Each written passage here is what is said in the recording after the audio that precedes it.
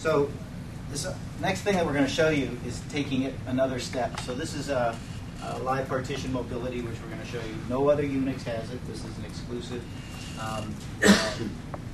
And we do this with the Power 6 processor and the firmware underneath it. So it runs, it's operating system independent. And basically what it allows you to do is, while an application is running, move the workload to another system. He'll cover in the demo kind of what it does.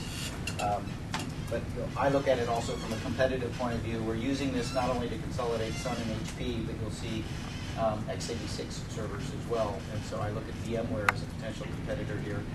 In fact, we often get in that space. And when you look at what VMware does, we can handle just much bigger workloads. So we can handle, they're limited to a 4-core system, for any particular virtual image where we can handle 16 CPUs.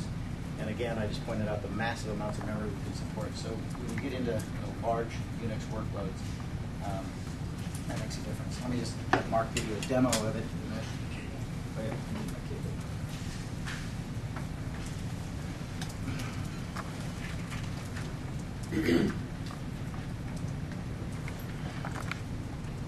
Good morning. As Scott mentioned, I'm going to take you through partition mobility and give you a demonstration of it.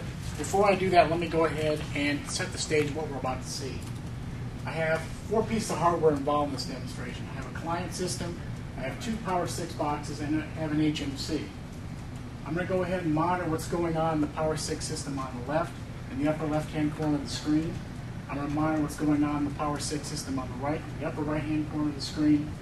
I have a hardware management console window, which is going to be used to kick off the migration and watch the migration, and that's going to be in the lower part of the screen. I have a client system running an Oracle benchmark tool called SwingBench. It's driving a workload then from this client into this machine. I'm going to pick up and move it.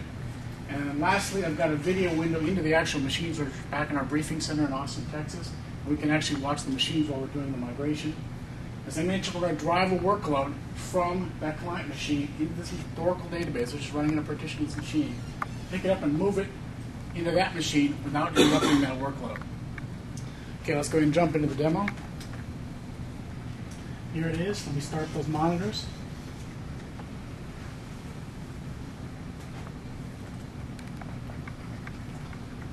So what I have here is I have a 4-way system, and I've just started the monitors on that 4-way system. I'm going to go ahead and start it on a 12-way system, which is right next to it.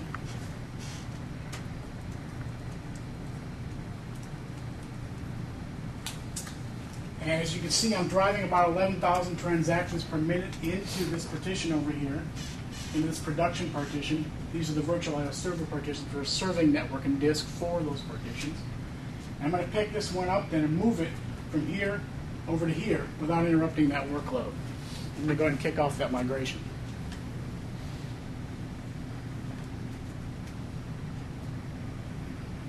And it's a very simple wizard I step through.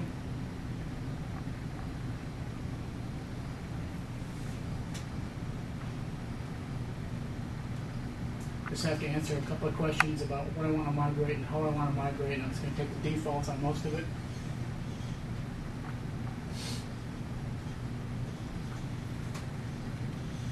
So what it's doing right now is it's going on and validating to make sure that this machine I'm about to send it to has all the necessary memory and also the necessary bunch of virtual CPUs available to pick up that workload. It came up with only a warning telling me I'm keeping the same profile name, which I'm okay with. I'm going to click Next and answer a couple more questions.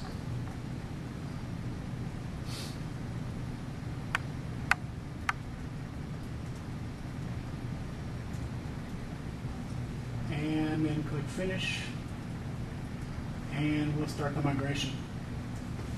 So here we are, we're starting to migrate. So what's happening at this point in time is it's going to take and duplicate the definition of this production partition on that machine over here. And we should see that show up here momentarily. Once that definition is duplicated, what it does in the background is it copies the memory pages between the 2 machines. And the virtualized server partitions are the ones that are handling that. And it's going to duplicate the memory definition between the 2 machines until the memories are equal or equivalent between the 2 machines. At that point in time, what it's going to do is it's simply just going to stop this one and activate that one. And we should see that happen here any second now. See, the migration has started.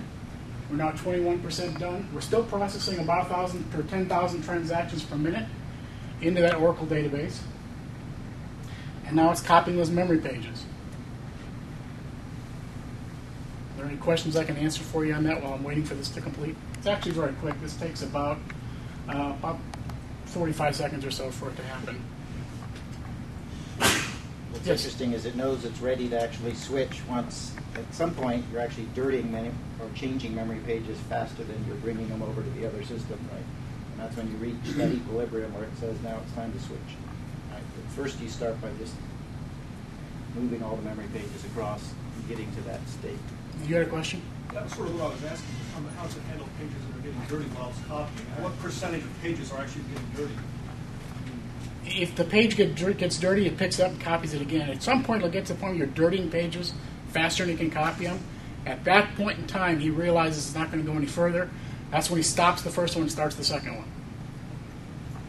We've done it in a way that we can tell customers you will not lose transactions, right? So Absolutely. We're doing transaction processing. This could be a database, a huge 500 gigabyte Oracle database processing credit card transaction, and you can move it. Right. We will just do it in a way that won't lose transactions. But And as you can see, it's completed here. The other question I have, you're showing these two machines side by side in the same data center. Yes.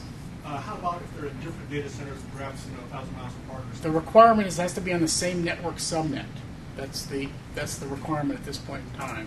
So we've actually had some customers in the beta program that have done this as far as 40 kilometers away using network extenders.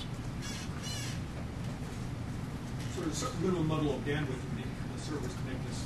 Gigabit Ethernet is the requirement. Gigabit. Yes. Thanks. And as you can see, it's completed here.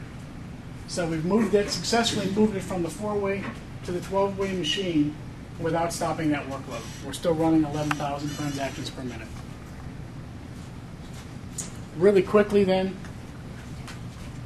let's take a look at some of the uses of this technology. Server management's a really good one. If you've got a server that's out of resources today, you have to bring things down, rebalance things.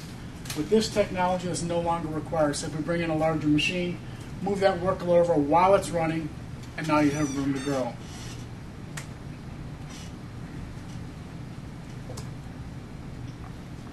Maintenance is another one. If you've got a machine that needs to go out for maintenance, either hardware maintenance, firmware upgrade, or something, today you have to schedule a maintenance window for that. With this technology, simply bring in another machine, move that workload over, and then move it right back when you're done with that maintenance. And here's another one that goes along with the green initiative that we're working on, and that is energy management. There are probably some times during the day or year that a customer has capacity that they don't need to have available. The applications need to be available, but capacity does not need to be there. Why not consolidate those workloads onto a smaller group of machines, power off those machines. When you're ready, need that capacity back, power the machine back up, move that workload right back, and users will be completely aware you've ever done this. Any other questions I can answer on this? Well, let me turn it back over to Scott. okay. So that's live partition mobility. It's being operating system independent, works with both AIX or Unix as well as Linux.